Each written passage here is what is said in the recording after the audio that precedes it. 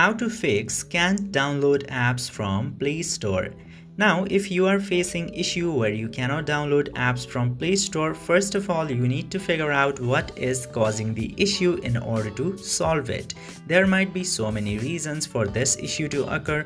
First one and very common is your internet connection issue. If you are facing internet connection issue, you need to complain that to your internet service provider and they will fix the issue for you. And if it is your device issue, such as your device is not working properly or your storage is full, in that case you need to check out your device and repair if you have to, or just simply clean up your storage. And if both of these does not fix your issue, you need to go into your app settings, and after going into the app settings, you need to clear the cache of your Google Play Store app, and it will delete all of the cluttered cache, which often results in these kind of issues. And after clearing those cache, your application will start to work normally.